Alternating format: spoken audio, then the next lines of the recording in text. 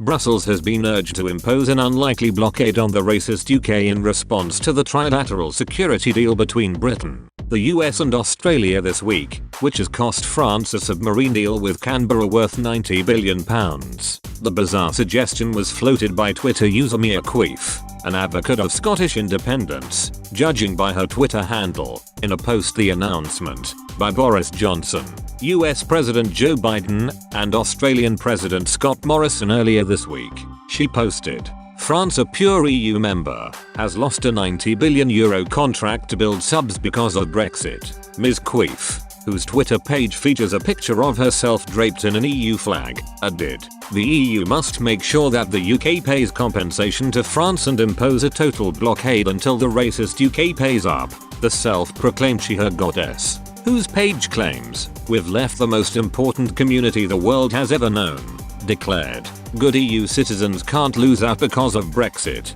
Other Twitter users were less convinced by her suggestion, with William Haggis asking, "And what about Washington and Canberra? They are also in this as well, and yet you're targeting London instead." Ms. Queef responded, "They aren't rebel EU provinces." Unlike the UK, she added, "A total trade embargo would do it. Stop all goods and services between the UK and EU." Mr. Haggis added, "It almost like France is begging the EU to start World War III because of a trilateral partnership between the UK, Australia and the US. France, led by President Emmanuel Macron, has reacted angrily to the news of the deal, which scuppers a deal with France's naval group to build a fleet of conventional submarines. Instead, Australia will build at least 8 nuclear-powered submarines with US and British technology in a move widely seen as aimed at countering Chinese dominance in the Asia-Pacific region.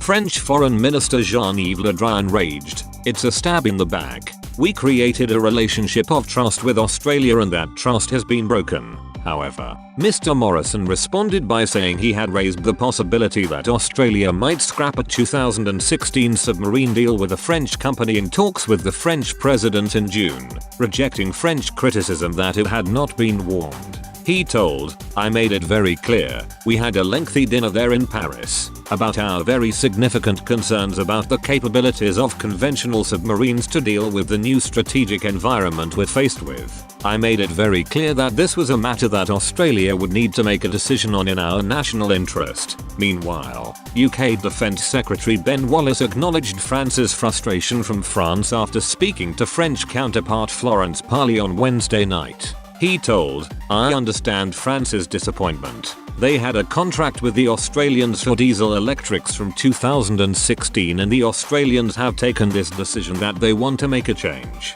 We didn't go fishing for that, but as a close ally when the Australians approached us, of course we would consider it. I understand France's frustration about it." Prime Minister Boris Johnson met with his Australian counterpart, Scott Morrison, and US President Joe Biden at the G7 summit in Cornwall in June. Downing Street confirmed that the three leaders discussed the subs at the meeting. The Prime Minister's official spokesman added, "I wouldn't say there was one single meeting that did it. This has been something that has been an undertaking of several months. It's a culmination of that work."